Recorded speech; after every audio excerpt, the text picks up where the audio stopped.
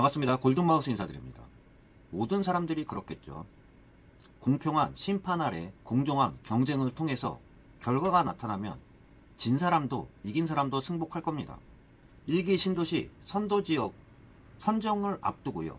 1기 신도시들의 부동산 가격들이 사업성에 따라 어느 지역은 올라가고 어느 지역은 떨어지고 있습니다.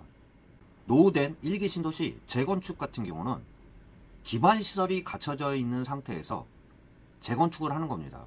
기존의 기반시설 위에 또한 편의시설 위에 재건축이 되는 겁니다. 그렇기 때문에 공평할 수는 없습니다. 시작 자체가 공평하지 않았는데 또한 룰 자체가 공평하지가 않습니다.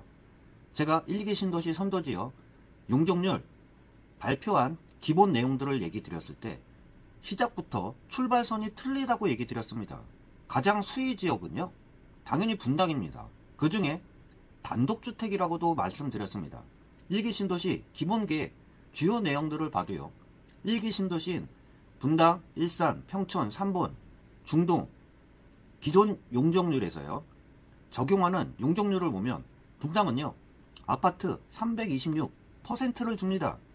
평촌, 삼본 330을 주고요, 중동 같은 경우는 아파트 350을 줬습니다. 그런데요, 일산 같은 경우는 용적률은 300%밖에 안 줍니다. 또한 더 문제가 있는 게요, 연립주택과 단독주택을 보면요, 연립주택은 분당 같은 경우는 용적률을 250% 줬습니다. 일산은 170% 줬는데요, 평촌, 삼본, 중동은 없습니다. 단독주택은 더합니다. 분당 같은 경우는 단독주택을 250% 줬습니다. 일산, 평촌, 삼본, 중동은 용적률 상향이 없습니다. 단독주택은. 시작부터 틀렸습니다. 물론 똑같을 수는 없습니다. 재건축 같은 경우는 기존 기반시설과 편의시설 위에 재건축이 이루어지기 때문에 출발선이 똑같을 거를 기대할 수는 없습니다. 단지 룰은 공평해야 될 거 아니에요? 그래야지 결과가 나와도 모두 승복을 할 겁니다. 룰 자체가 시작부터 틀렸다고 이야기 드렸습니다. 땅값 차이는 어쩔 수 없다 쳐도요, 용적률 같은 경우는 용적률 같은 경우는 사업성에 큰 영향을 끼칠 수밖에 없죠. 기존 재건축 같은 경우는 땅의 대지 면적이 가장 중요하고요. 그 밖에 하나를 더 말씀드리면 용적률 상향일 겁니다. 이렇듯 1기 신도시 기본계획 출발점을 보면요, 용적률 자체가 틀립니다. 가장 수혜가 될 수 있는 지역이 당연히 분당입니다. 그 중에 저는 단독이라고 말씀드릴 수 있는데요, 다른 1기 신도시들은 단독 용적률을 하나도 안 줬는데도 불구하고 분당만 단독주택을 줬습니다. 이러다 보니 1기 신도시 선도지역을 앞두고 1기 신도시들의 가격은 틀릴 수밖에 없겠죠. 재건축에서 투자 수익률이 나올 수 있는 지역 같은 경우는 가격이 상승할 겁니다. 한국부동산원의 10월까지 누계의 아파트 가격 상승률 누계액을 보면요, 분당 같은 경우는 3.85% 상승했습니다.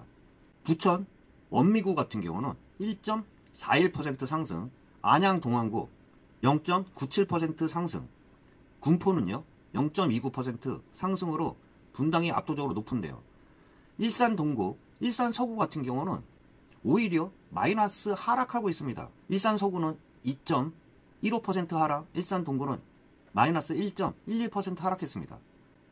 모두에 말씀드린 것처럼 공정한 심판 위에 공정한 룰로 경쟁을 하면 결과는 모두 받아들일 수 있습니다. 그렇지만 1기 신도시 기본계획 주요 내용들을 봤을 때 출발선도 틀렸습니다. 물론 어쩔 수 없다고 말씀드렸습니다. 기존 기반시설 위에 지어지기 때문에 출발선이 같을 수는 없지만 게임의 룰은 공평한 후에 투자 수익률이 나오는지 안 나오는지를 따져봐야 될 텐데요, 출발선부터 이미 공정하지 않은 그러한 게임의 룰이라고 좀 말씀드릴 수 있습니다.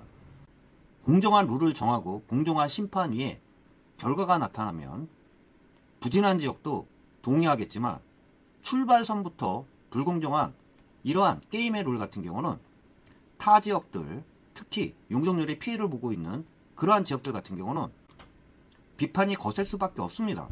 골든마우스였습니다.